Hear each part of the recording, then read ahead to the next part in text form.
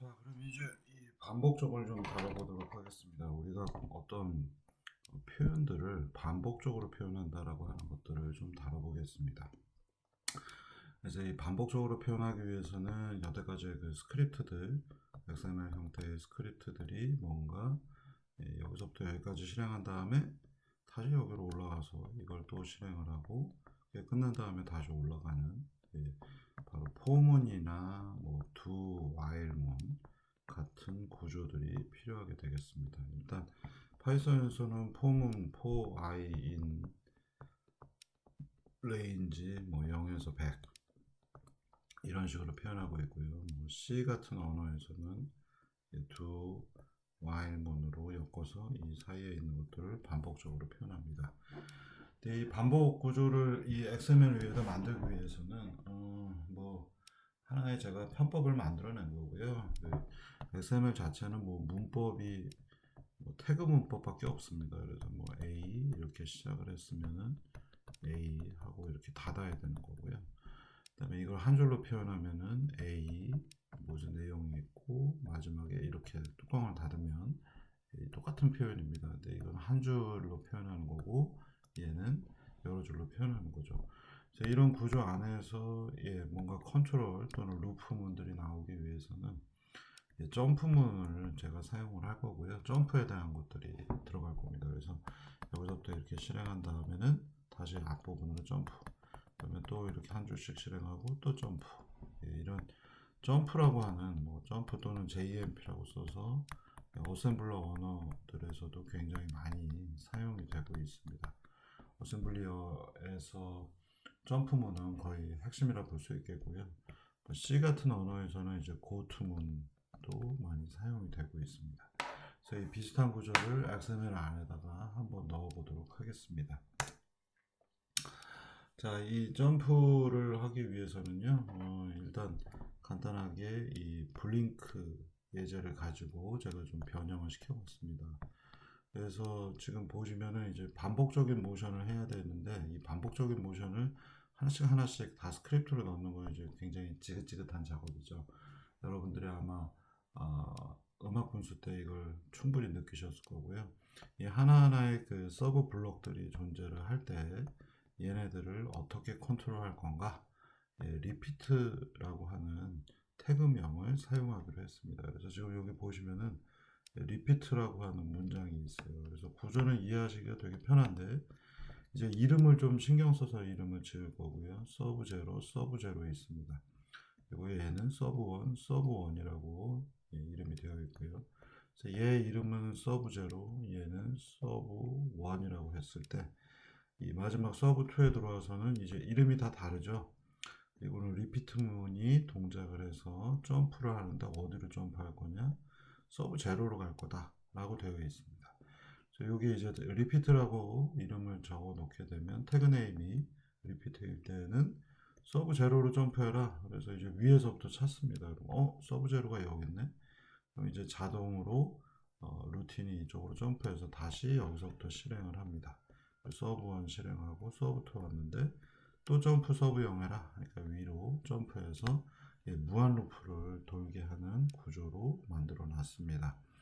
이게 이제 이 체계에서 여기 이 XML을 이용한 모션 스크립트들에서 제가 사용하고 있는 반복 구조가 되겠습니다.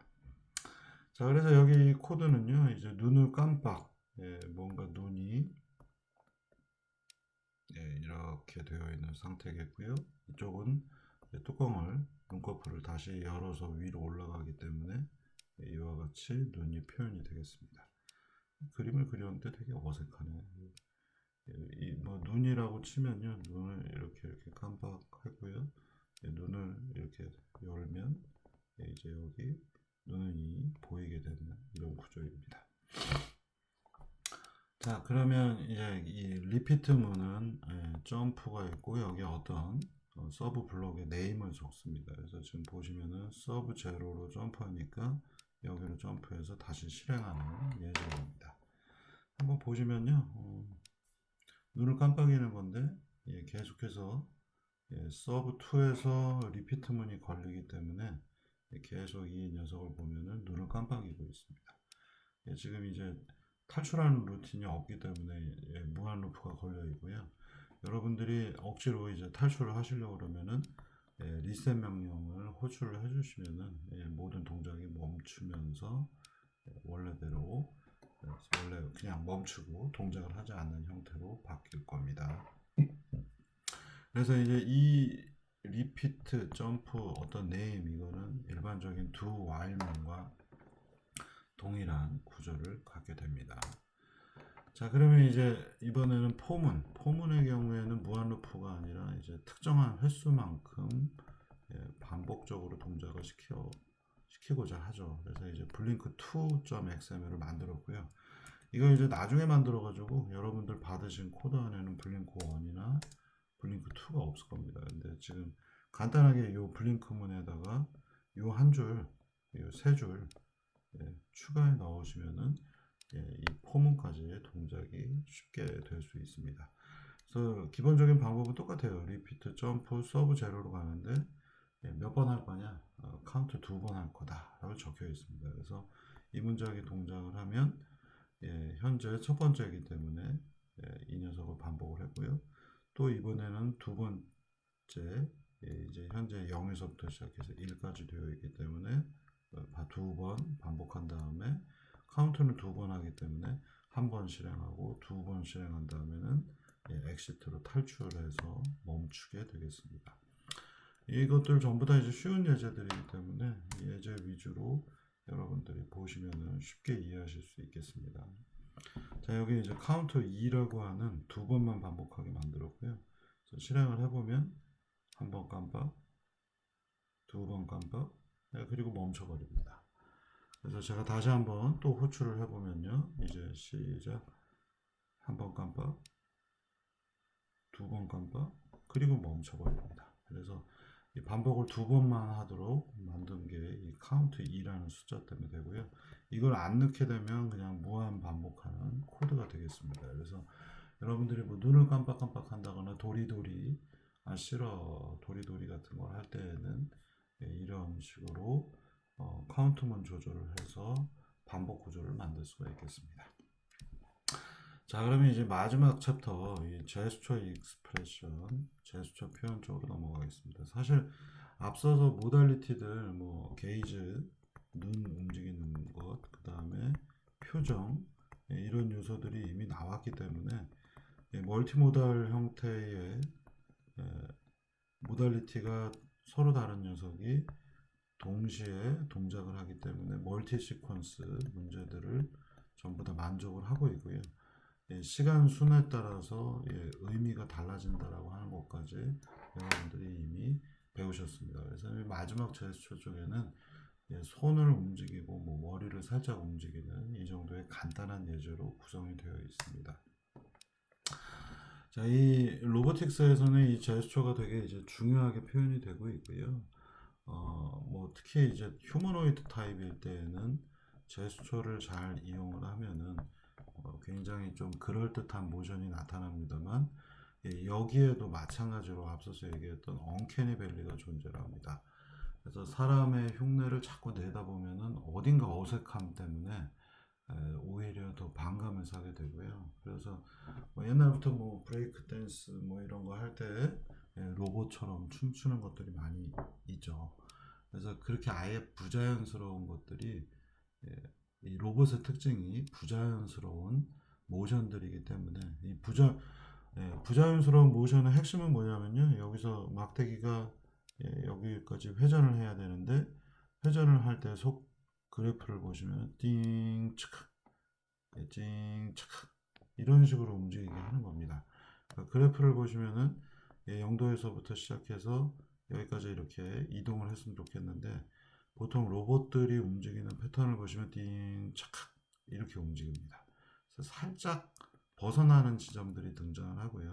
또는 쭉 우리가 하고 있는 피 컨트롤이 여기에 해당합니다. 아마 이렇게 치킹 착 소리가 치킹 착 넘어갔다가 다시 돌아오는 이런 패턴들은 이제 여러분들이 3학년 때 실질적인 다이나믹스가 있는 제어기들을 배우시면서 이런 부분들이 등장을 할 겁니다.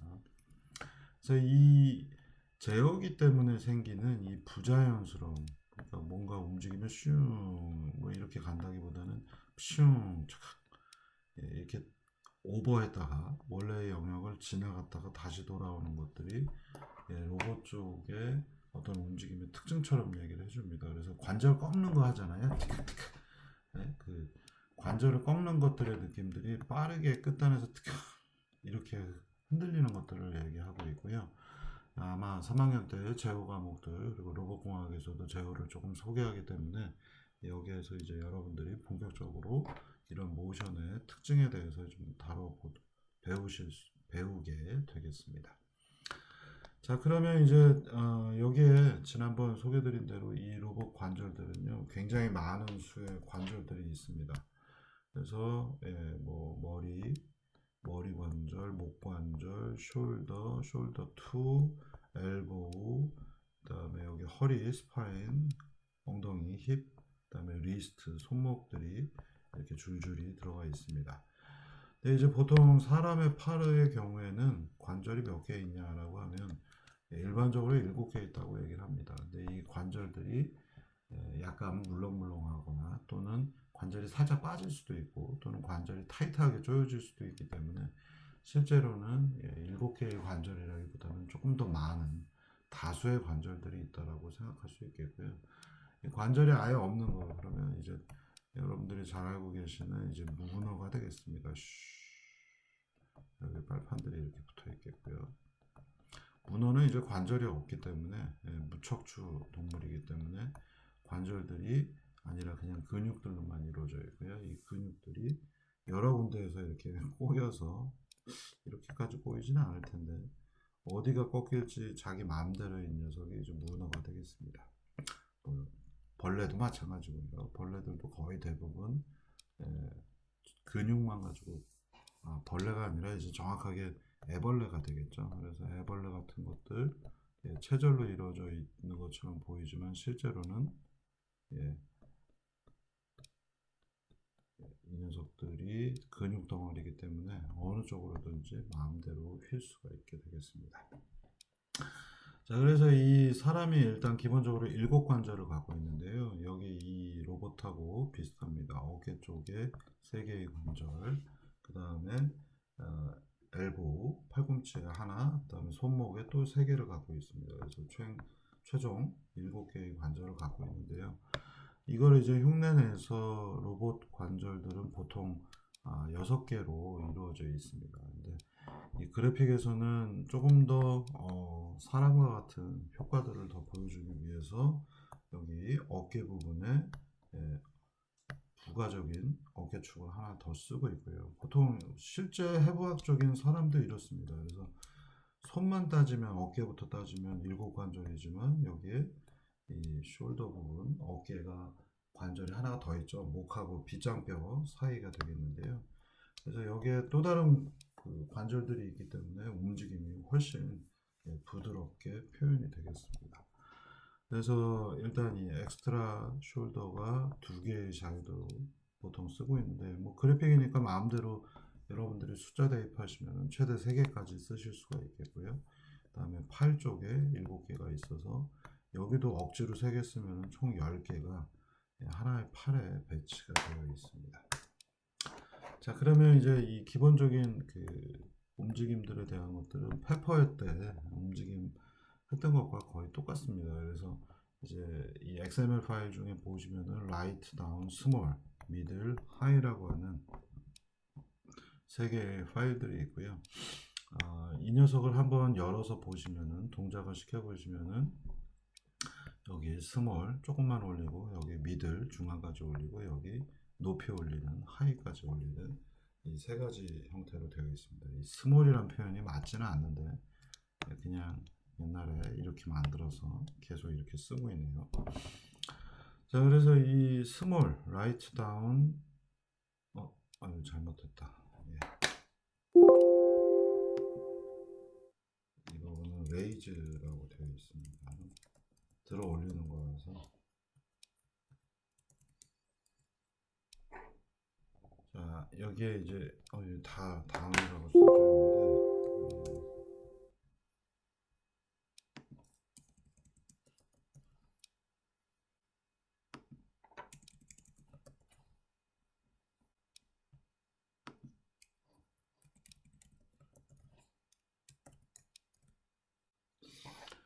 이제 여기 구조 보시면은 여기 숄더 2가 바로 이 부분입니다. 우리가 보통 어깨라고 생각하는 부분이 숄더 2고요. 요게 R 숄더로 정의가 되어 있습니다.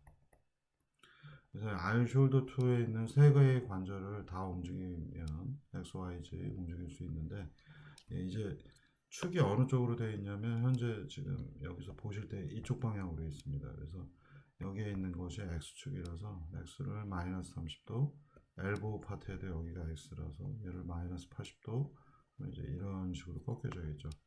이거 이제 옆에서 이쪽에서 본다면은 몸통이 있고 팔이 이렇게 되어 있다가 마이너스 30도 이 정도 꺾은 거고요. 그 다음에 마이너스 80도 이 팔을 이 상태에서 거의 직각에 가깝게 이 정도까지 꺾어 올린 겁니다. 그래서 요게 30도, 마이너스 30도, 요게 마이너스 80도까지 꺾어 올린 것이 바로 이 장면이 되겠고요. 손을 조금 더 뻗어서 중간까지 손이 올라왔으면 좋겠다 해서 오히려 어깨각도 이제 이 부분 마이너스 70도까지 많이 들어 올렸고요. 대신에 이제 엘보우 파트는 조금만 꺾습니다. 원래 있던 각에서 마이너스 30도, 여기는 마이너스 70도. 이 장면이겠고요. 손을 높이 들어야 되니까 이제 첫 번째 어깨 부분은 거의 90도까지 들어 올렸고요. 옆에서 보면은 이제 이렇게 들어 올린 겁니다. 그래서 여기가 마이너스 90도 가까이 되고요. 여기도 마이너스 90도 가까이 되게 올리니까 팔을 냅다 위로 들어 올린 상태가 되겠습니다. 완전히 쭉 펴서 올린 게 아니고요. 완전히 쭉 펴서 올리면은 이렇게 되겠죠. 근데 지금 이 그림은 이렇게 팔을 들어 올린 겁니다. 그래서 원래 각도에서 마이너스 90도, 마이너스 80도 이렇게 들어 올리려고 그러면 180도가 여기에 들어가야 되겠죠. 그리고 엘보우 파트는 0도가 되면 이렇게 팔을 들어 올릴 수가 있겠습니다. 이런 컨셉들을 이제 나중에 로봇공학을 배우시면 거기서 좀 더 자세하게 다루겠고요. 여기서는 각도와 팔에 대한 어떤 개념들만 잡으시면 되겠습니다. 자, 이렇게 팔을 올린 다음에는 이제 reset.xml이 있어요. 그래서 얘를 불러주면은 팔다리가 전부 다 원래 차렷 자세로, 다리는 없죠 원래. 팔이 이렇게 차렷 자세로 돌아가겠습니다. 그래서 리셋 호출을 해주시면 차렷 하면서 원래 자세로 돌아가겠습니다. 자, 그래서 이제 그 숙제 24번, 25번은요. 딱 보시면 이제 아시겠죠. 그래서 와칸다 포에버 한번 구현을 해보겠습니다. 그래서 24번은 와칸다 자세 만드시고 포에버 자세 만드시면 되겠습니다. 와칸다 포에버는 알겠는데 포에버는 뭐냐? 제가 인위적으로 나눴고요. 와칸다는 가슴에다가 X자 형태로 팔을 들어 올리는 자세입니다. 그리고 포에버 호출하면 팔을 쫙 피는 거죠. 그래서 리셋 해주면 다시 원래대로 차렷 자세로 가고요. 그 다음에는 이걸 합친 게 숙제 25번입니다. 그래서 와칸다 포레버를 동시에 부르면은 이와 같이 동작이 되겠습니다. 자, 그래서 이 동영상 잘 보시면 이제 와칸다는 팔을 X자로 하는 거, 그 다음에 포레버는 팔을 V자로 피는 작업을 얘기합니다. 그리고 이 두 개를 따로따로 만들어진 두 개의 XML을 앞서서 run 명령으로 호출하는 거 보셨잖아요. 그래서 run 명령을 가지고 와칸다하고 포에버를 부르면은 그걸 WF라고 이름을 지었고요. 그래서 숙제 24번, 25번 쉽다. 24번은 조금 어려울 수 있지만 25번은 그냥 보너스 거의 숙제가 되겠습니다. 그래서 와칸다하고 포에버 두 가지로 호출하시면은 이 로봇이 이제 재미로 하는 거죠. 뭐 와칸다 포에버 포에버 호출하면 V자로 팔을 쭉 피죠. 그리고 얘네들을 이제 합쳐놓은 WF라고 되어 있는 것을 호출하게 되면 이제 한꺼번에 와칸다 먼저 하고 그 다음에 포에버 하게 됩니다. 그래서 연속 동작으로 팔이 움직이게 되겠습니다.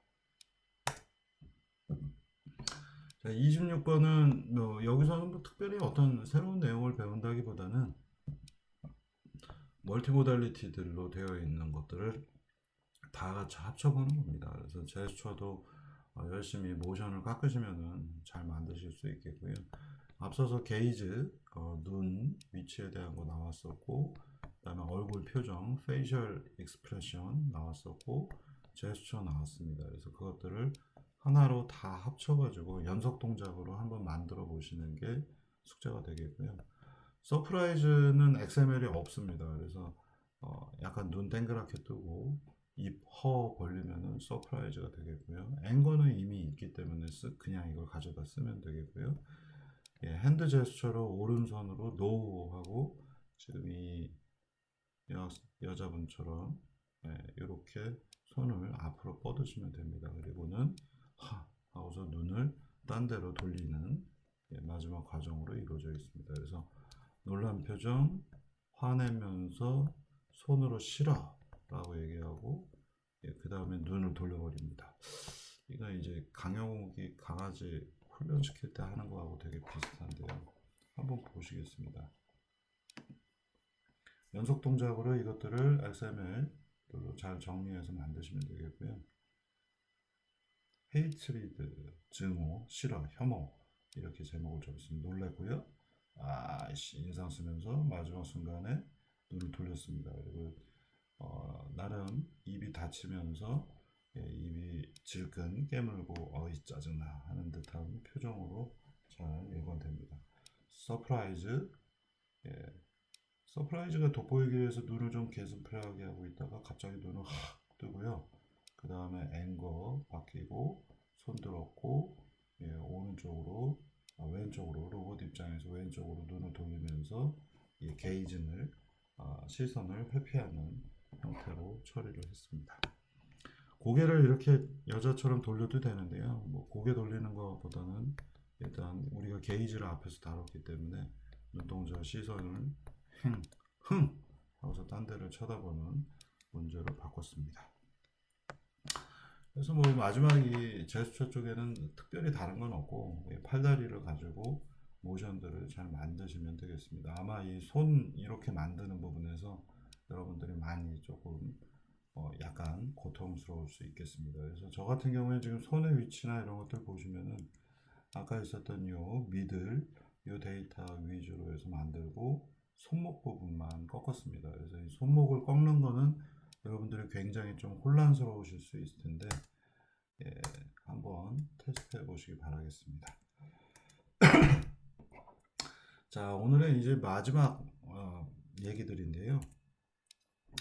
이 반복적인 모션을 취할 때, 특히 손을 가지고 반복적인 모션을 할 때 여러 가지 문제점들이 발생을 합니다.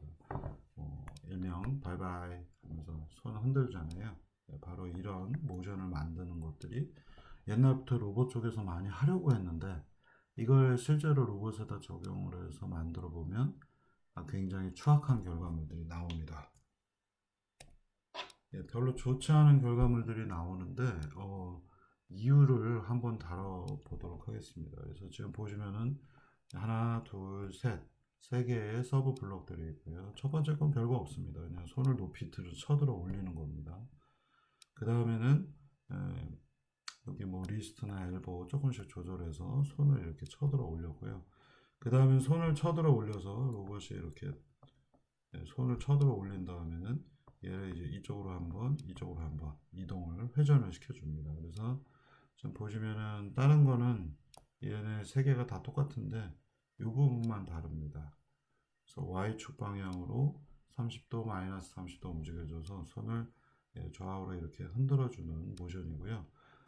손을 들어 올리는 거 1초, 그 다음에 좌우로 흔드는 거 각각 0.5초씩 잡았습니다. 그리고 리피트 문이 동작을 해서 서브 1, 다시 여기로 갑니다. 그러니까 왼쪽으로 한번, 오른쪽으로 한번, 그리고는 다시 반복해서 왼쪽, 오른쪽, 카운트는 총 5번을 합니다. 그래서 야 잘 가 하고서 하나 둘 셋 넷 5번 이렇게 흔드는 동작을 만들었는데 이거를 동작을 해서 실제로 보시면은 결과가 그렇게 썩 마음에 들지 않습니다. 뭐가 문제일지 한번 보시겠습니다. 자, 첫 번째 서브 블럭이 움직여서 하나 둘 셋 총 5번 하고 멈추게 됩니다. 어딘가 이상하지 않아요? 뭔가 생각보다 좀 나을 수도 있는데, 예, 이 손을 흔드는 거가 예, 바로 조금 되게 어색하다라는 생각을 좀 많이 하실 겁니다. 그러니까 이런 아주 간단해 보이는 것들이 사실 언캐니 밸리에 빠지게 하는 굉장히 나쁜 로봇만의 문제점들이 되겠는데요. 이 팔이 움직이는 거를 토대로 해서 여러분들이 생각을 해보시면 가운데 있던 팔이 여기 갔다가 다시 여기 갔다 이렇게 왔다 갔다 할 거잖아요. 이 과정을 플롯으로 찍어보면 우리가 지금 쓰고 있는 컨트롤이 P 컨트롤입니다. 그래서 현재 원래 위치에서 이쪽으로 이동을 했다가 이 높이까지 이동을 하려면 P 컨트롤이기 때문에 쭉 이렇게 컨트롤이 되죠.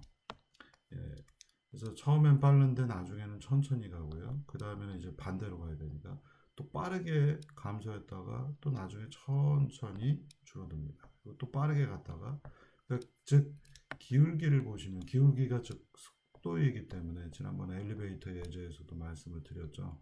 이게 시간 t고 이게 각도 세타라면 초기 기울기가 높기 때문에 속도가 빠르고요. 그 다음에 속도가 떨어지게 됩니다.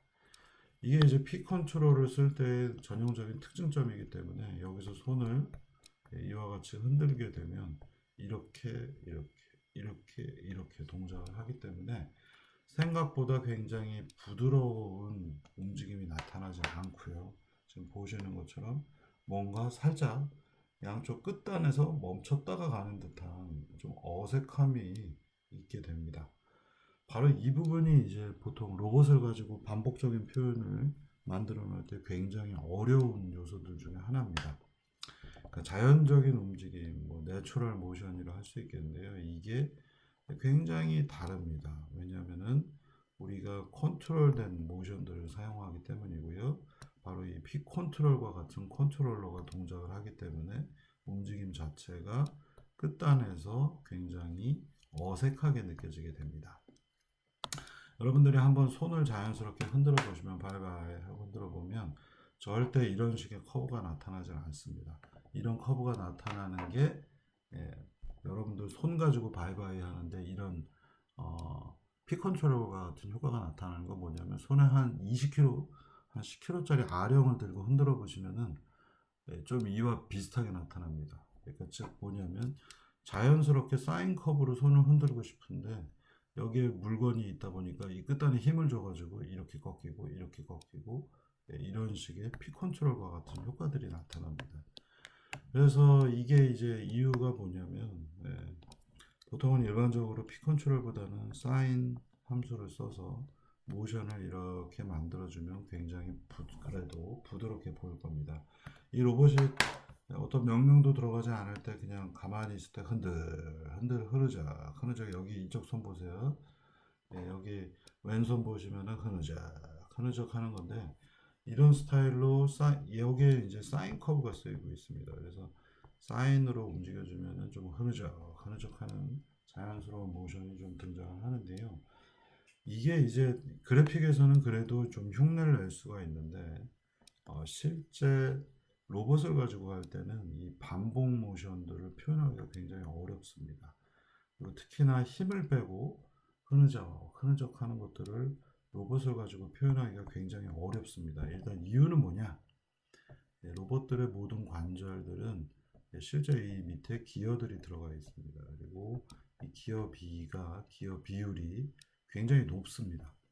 기어비가 높다라는 건 무슨 얘기냐면 내가 여기서 100바퀴 돌리면 모터가 100바퀴 돌리면은 바깥쪽에 있는 관절은 한 바퀴 도는 이런 스타일입니다. 그래서 이 기어비가 보통 실제 로봇에서 얼마냐면요. 미니멈 500에서 1000이고요. 대부분의 산업용 로봇들은 한 3000까지도 올라갑니다. 그래서 모터가 3000바퀴 돌아야 관절이 한 바퀴 도는 이런 높은 기어비를 갖고 있고요. 기어비가 높기 때문에 모터가 100번, 1000번 돌아야 여기가 한 바퀴 돌기 때문에 기어비가 높으면은 어떤 일이 벌어지나요? 일단 속도가 떨어집니다. 속도가 떨어지지만 그래도 토크라고 하는 관절에 걸려있는 부와 토크는 굉장히 올라가게 됩니다. 그래서 이 모터가 기어비가 굉장히 높기 때문에 사람 팔의 경우에는 사실 기어비가 이렇게 있지 않죠. 그래서 기어비가 굉장히 낮게 만들게 되면은 그래도 사인 컵으로 움직임을 표현하기가 굉장히 쉽습니다. 그래서 이 기어비에 대한 것이 로봇에서의 첫 번째 문제점이 되겠고요. 다음 두 번째는 사실 우리 사람 몸은 근육을 갖고 있고요. 이 근육은 힘을 꽉 줘서 조인 다음에 힘을 풀게 되면 스프링처럼 튕겨져 나갑니다. 띠용 하는 표현을 할 수가 있는데요. 로봇팔에 그러면은 아씨 내가 로봇팔에다가 스프링 같은 거 붙이면은 이런 사람과 같은 모션을 할 수 있는가? 그게 또 쉽지가 않습니다. 왜냐하면 기어비가 높기 때문에 스프링을 아무리 붙여봐야 로봇팔이 띠용 하고 움직이기가 어렵습니다. 자, 그래서 이런 굉장히 속도가 떨어져 있는 상태에서 갑자기 팡 하고 튀어 올라가는 이런 것들을 로봇 쪽에서 구현하기가 좀 많이 어렵고요. 그래서 기어비가 굉장히 낮은데 고토크가 가능하고 그다음에 마치 스프링처럼 에너지를 모았다가 한 번에 팍 하고 도약하는 듯한 이 도약에 관련된 거는 역시 토크가 높으면 스프링이 없어도 가능합니다. 그래서 기어비는 낮지만 토크는 굉장히 높은 이런 근육 구조의 고효율성을 보통 모터로 표현하기가 어렵습니다. 그래서 최근에 점프하는 로봇들이나 이런 것들 보면은 기어비를 굉장히 낮췄고요.